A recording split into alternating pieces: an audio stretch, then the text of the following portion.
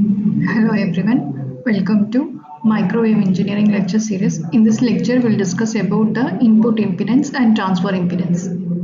Input impedance. If the load impedance is not equal to the source impedance, then all the power that are transmitted from the source will not reach to the load end, and the sum of the power will be get wasted. So this represents the impedance mismatch condition. So for the proper maximum transfer, the impedance in the sending end and the receiving end should be matched. So this is called the impedance matching. So for example, if the transmitter side, the we are having the 50 ohms of impedance load, whichever is receiving the receiver the signal.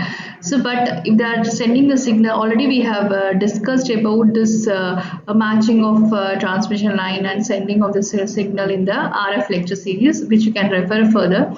So here, if the input impedance, the transmitter side is 50 ohms, and similarly the receiver end also should have the 50 ohms. For example, if I am using the 70.7 ohm of impedance matching in the receiver side, so what it means, this whatever the signal is sending via the 50 ohm impedance will not reach to the 70.7 ohm. So thus we have to uh, give the proper matched impedance condition. So that's why we use the input impedance matching between the transmitter and the receiver impedance. So this is called the impedance matching line. So the input impedance for the dissipationless line is given by ZS. So we know this ZS is the source impedance, which is equal to Z0 into ZR plus Z0 tan H of gamma L divided by Z0 plus ZR into tan H of gamma L. So this we know this gamma L is the propagation constant, which will become as alpha is equal to alpha plus J beta. So here we know this for any distortionless line, that is of dissipationless line. So we consider this alpha will become as 0. So will propagation constant will get only the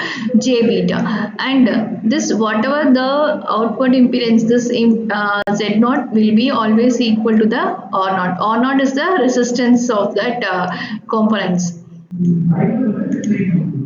So Zs is equal to R0 into Zr plus Z0 tan H of beta L plus Z0 plus Zr into tan H of beta L. So here the impedance will be the complex and in the periodic with the variation of the beta S.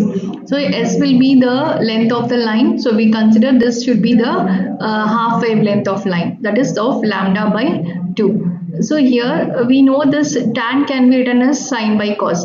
So this, if you write by sine by cos, sine by cos means we can multiply this, cross multiply the sine by cos means we can do the cross multiplication, right? So this will get the cos h of gamma L plus z naught into sine h of gamma L divided by z naught cos h gamma L plus zr into sine h of gamma L. And we know this cos h gamma L is equal to e power of gamma plus e power minus gamma L by 2 plus z0 into e power gamma L minus e power minus gamma L by 2. Similarly, this also will become as plus cos h of gamma L, and similarly, and this also will become as sin h of gamma L. Now what we do is we keep z0 here and we multiply each and every time. So we will multiply zr with this term of e power gamma L plus e power of minus gamma L by 2 and plus z0 into e power gamma L minus e power minus gamma L by 2. So this we do this multiplication, so we get this divided by 2 we'll get here and we get cancelled, so we get only these terms. So here you can see this z e power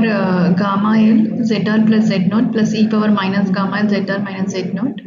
So what we do is we take this term to this down here. So we make this as a common as an outside. So we get 1 plus e power minus gamma L zr minus z0 divided by e power of gamma L zr plus z0.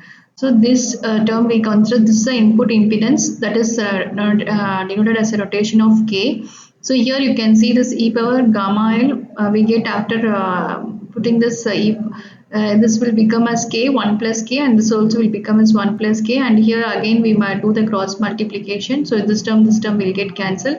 Similarly here also this term will get cancelled. So we'll get only the e power gamma L minus gamma L and e power minus gamma L. So we get of e power minus 2 gamma L divided by e power of minus 2 gamma L. So we get this term also.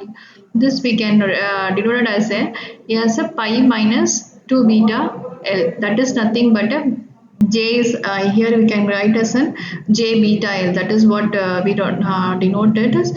So this we get as so Zs will be equal to R naught into 1 plus K into pi minus 2 beta L divided by 1 minus K into pi minus 2 beta L. So in next class, next lecture we'll discuss about the condition of input impedance. Thanks for watching. In next lecture we'll discuss about the condition of input impedance.